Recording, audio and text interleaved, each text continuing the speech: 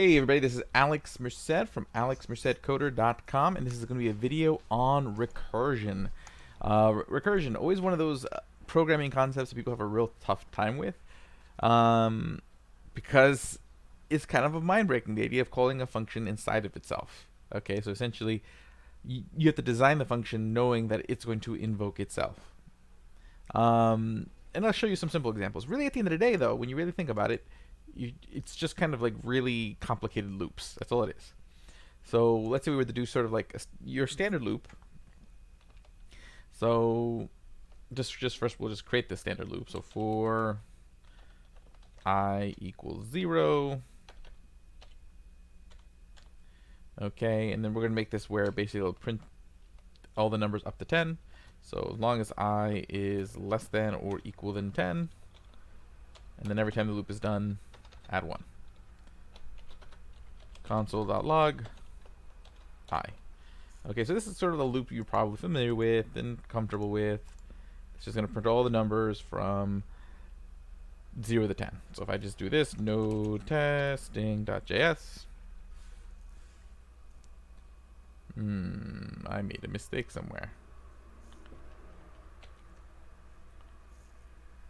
I broke it. Let's see where I made a mistake. I equals 0. Oh, 1. I. There we go.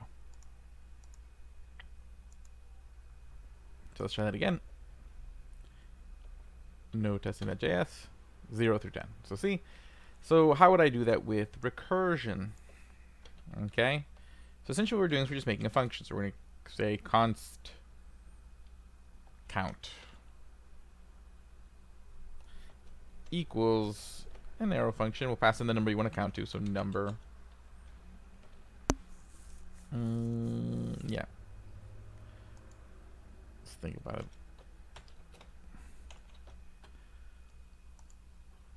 Okay.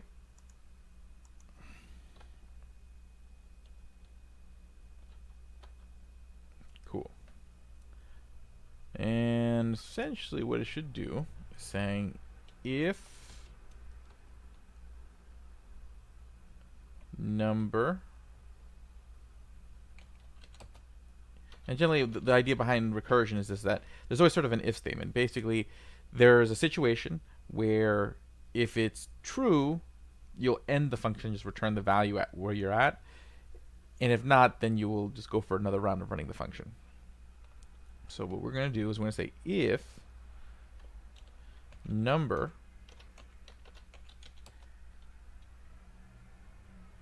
equals 0. Okay, and we're going to call this countdown. So instead we're going to count down from 0.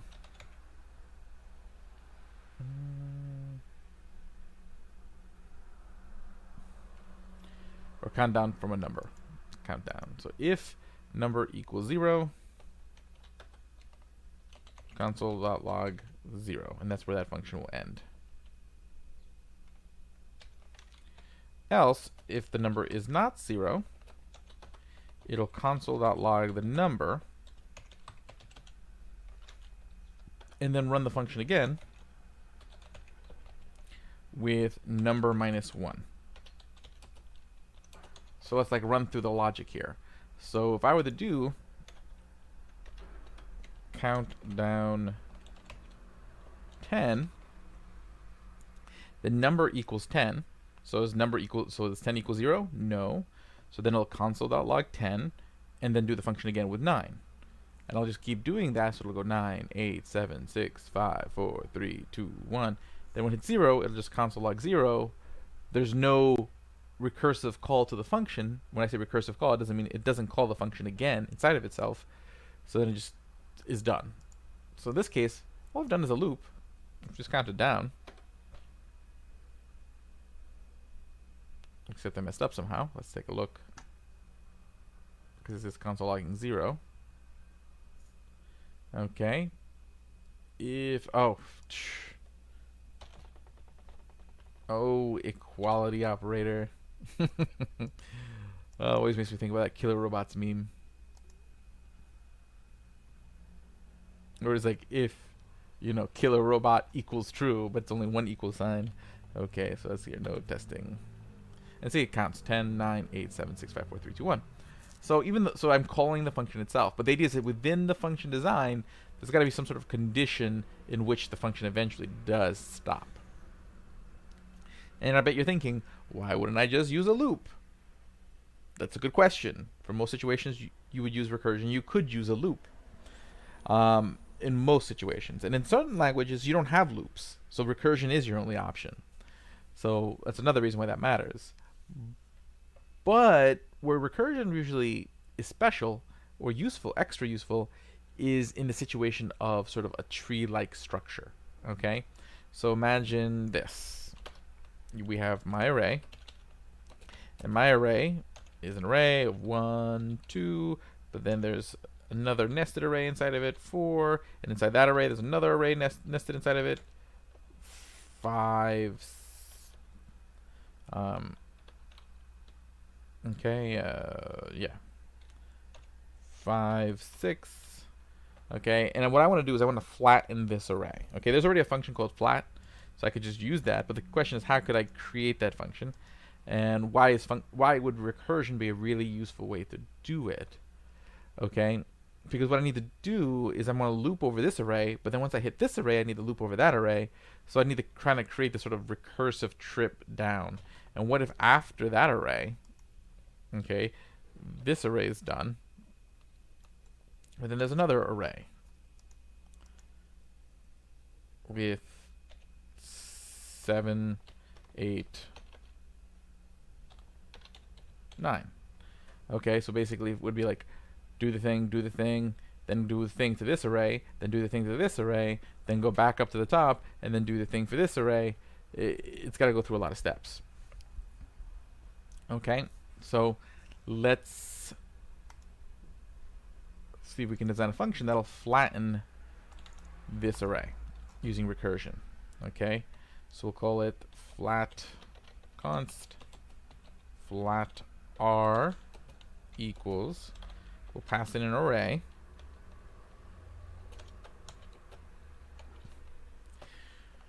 and let's think about it. Okay, now we're gonna have an array, so we're gonna call it my new array. Okay, and it's gonna either equal new array, assuming that new array already exists, or it'll equal an empty array. Okay, and the reason we're doing that is because we're going to recursively call this thing, and we don't want to necessarily keep rebuilding new array if we don't have to. So we want to check if new array already exists. If it exists, we're just going to keep it as is. If not, then we'll just keep moving forward. Okay. And then what we'll do is we're going to take that array that we passed in and do a for each loop around it. Okay, where the value of each item is passed in, and we're going to check if value is an instance of array. So basically, if the value is an instance of array, so is it an array, then we'll do one thing. Okay, then we're going to literally just call the function again, flat r, the new array. Else, okay, what we're going to do is we're going to push new array dot push whatever the current value is. So we keep pushing all these values into the array. Okay, and then once this loop is done, and that finishes there, then we just return new array, which should have all the items pushed inside of it. So basically what's going to happen is that it'll go to this one. It's not an array, so it'll just push the value into a new array, push the value into a new array. This is an array, so it runs the function again, which will then push this into new array, push this into new array. Oh, it's another array, so it runs the function again, pushes into the array, pushes into the array, then it goes back. There's no more elements here. Then it goes back here, goes back over here. This is an array, pushes the array, pushes the array, pushes the value. So let's see if this works as planned. Okay. So let's do console.log flat r my r save. And again, the reason why this is beneficial is because you can for something like this where you're kind of going down a tree-like structure where there's branches, because each time we nest in another array, it's kind of like, think of it as like a branch in a tree. Recursion makes it really easy to kind of work through it, because you just create this logic that just checks, is it another branch? Then repeat the process. It can really work its way through sort of a tree-like structure pretty nicely. And that's kind of where recursion, especially working with like the DOM in JavaScript, when you're working with the HTML DOM, is very useful because it's essentially a tree-like structure. And a lot of functions take advantage of that. But let's see here. Let's try this out. New R is not defined. Okay, so then we'll just do let new R. And let's see here. Does that give me an error? Yep, cannot access new R before initialization. Brr.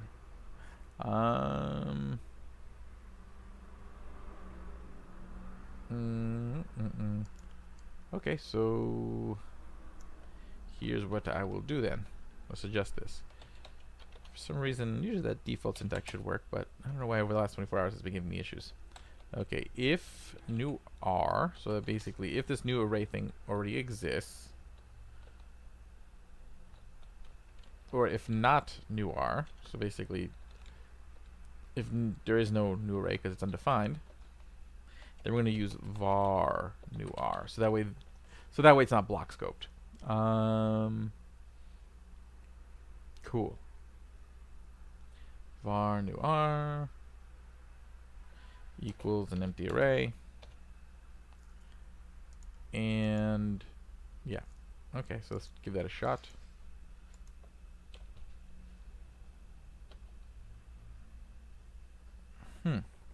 Okay, so let's think through that.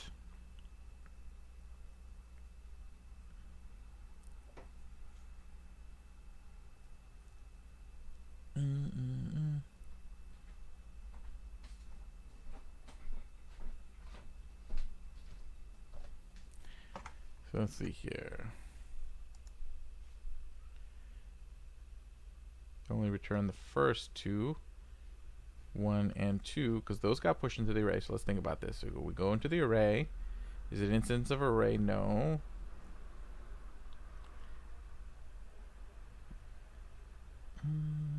Oh, well, no. Okay, so let's examine this. Console log flat r my r. So this is working now. That's good.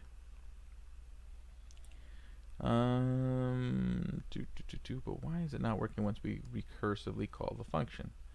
So if we recursively call it, like if no new R, which now exists, so it'll skip that part.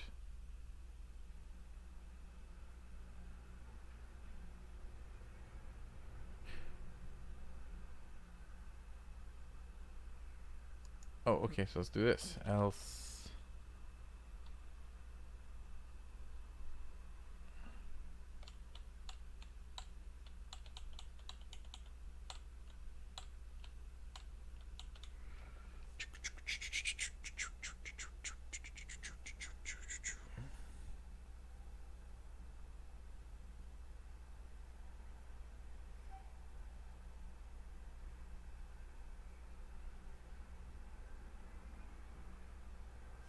I think here's what I want to do. I want to do push. I want to do R, or new R, dot push. So that way this pushes the values that are returned.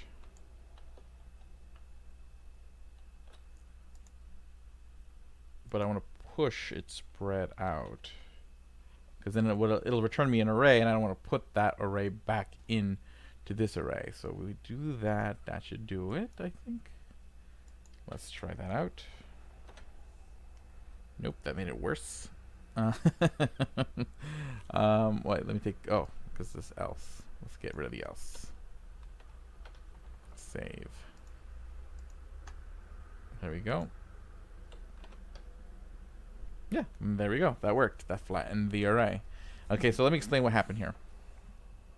Okay, so first we have to declare our new array. So that's why I did this if new array. So basically, if new array doesn't already exist, then it'll create a new array, which actually technically I really don't need. So we can get rid of that. Okay, so we just create a new array because it's just going to recreate it each time, so that's fine. So we'll just hit save, and let's just make sure that still works. Yep. Okay, so we create a new array, and then if it's an array, it's going to flatten.